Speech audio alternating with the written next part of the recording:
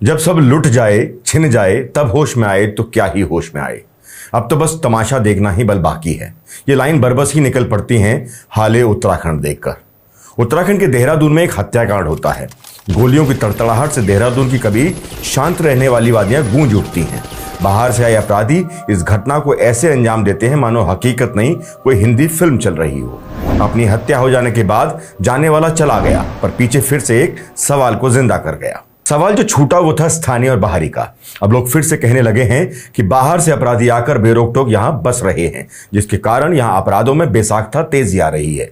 यही कारण रहा कि प्रदेश की जनता इस प्रदेश में एक सशक्त भू कानून और 1950 के मूल निवास की समय सीमा को लागू करने की मांग लगातार कर रही है।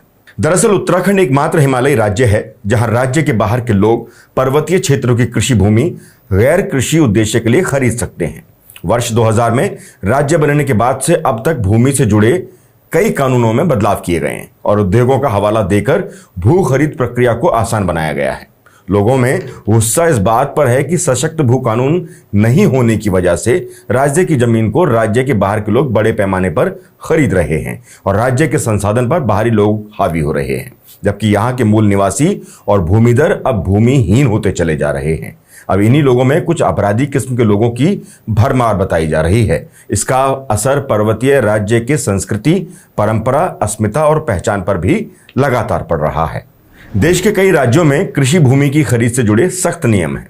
पड़ोसी राज्य हिमाचल प्रदेश में भी कृषि भूमि के गैर कृषि उद्देश्यों के लिए खरीद बिक्री पर रोक है। राज्य के कुल क्षेत्रफल 56.72 लाख हेक्टेयर का अधिकांश क्षेत्र वन, जो कुल भौगोलिक क्षेत्र का 63% है और बंजर भूमि के तहत आता है, जबकि कृषि योग्य भूमि बेहद सीमित यानी 7.41 लाख हेक्टेयर यानी लगभग 14% है। इतिहासकार और उत्तराखंड के मामलों के जानकार कहते हैं कि आजादी के बाद से अब तक राज्य में एकमात्र भूमि बंदोबस्त 1960 से 1964 के बीच हुआ था। इन 50-60 सालों में कितनी कृषि योग्य भूमि का इस्तेमाल गैर कृषि उद्देश्यों के लिए किया गया है, इसके आंकड़े ना तो सरकार के पास हैं और ना ही इतिहासकारों के पास हैं।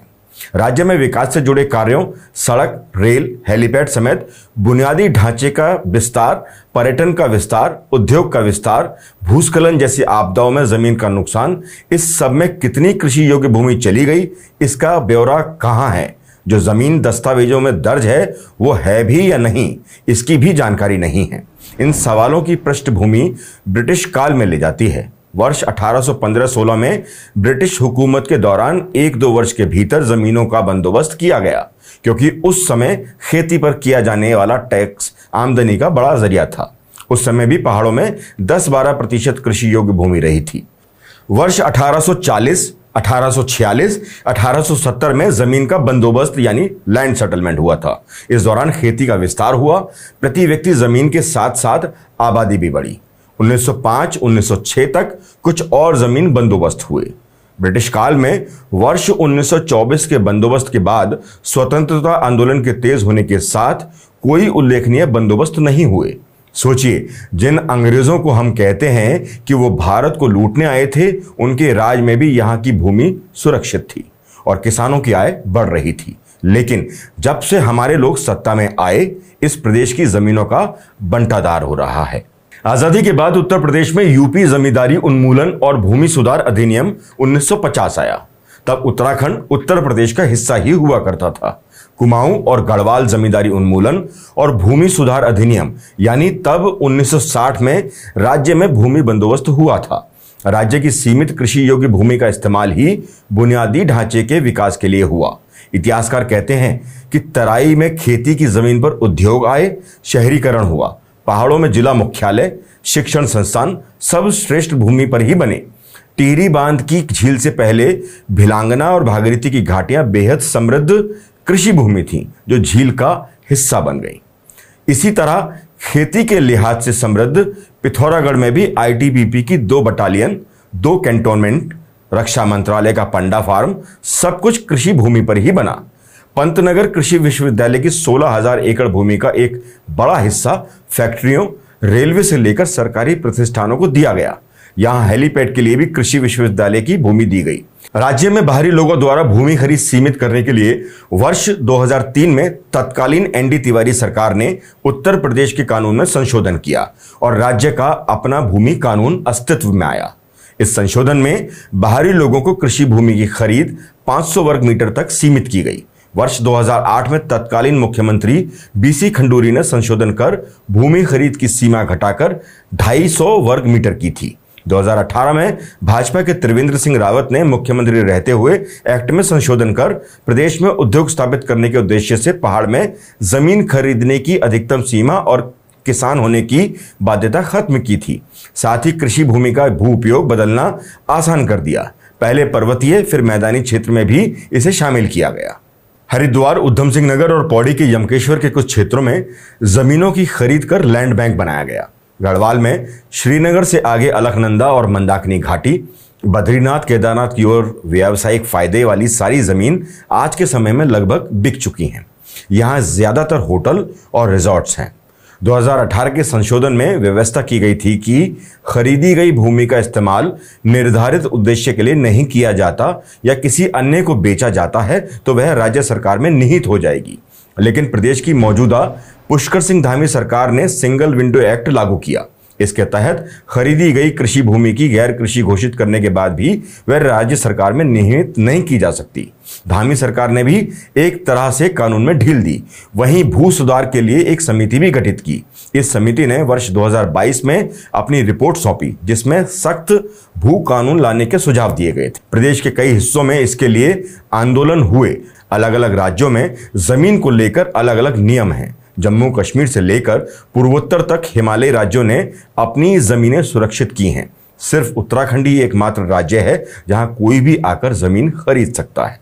इसके साथ साथ बात आती है मूल निवास कानून की। उत्तराखंड में 1950 के मूल निवास की समय सीमा को लागू करने की मांग की जा रही है। देश में मूल निवास यानी अधिवास को लेकर साल 1950 में प्रेसिडेंशियल नोटिफिकेशन जारी हुआ था। इसके मुताबिक देश का संविधान लागू होने के साथ वर्ष 1950 में जो व्यक्ति जिस राज्य का निवासी था वो उसी राज्य का मूल निवासी होगा।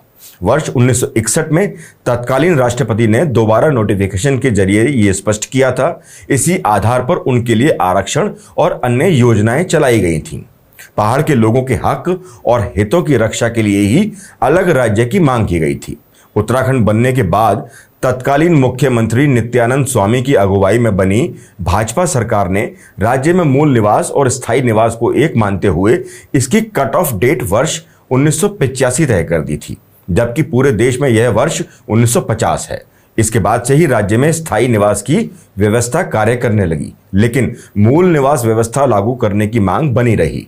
वर्ष 2010 में मूल निवास संबंधी मामलों की सुनवाई करते हुए सुप्रीम कोर्ट और हाई कोर्ट ने देश में एक ही अधिवास व्यवस्था कायम रखते हुए उत्तराखंड में 1950 की प्रेसिडेंशियल नोटिफिकेशन को मान्य किया। लेकिन वर्ष 2012 में इस मामले से जुड़ी एक याचिका पर सुनवाई करते हुए उत्तराखंड हाई कोर्ट ने फैसला सुनाया कि 9 नवंबर 2000 यानी राज्य गठन के दिन से जो भी व्यक्ति उत्तराखंड की सीमा में रह रहा है उसे यहाँ का मूल निवासी माना जाएगा।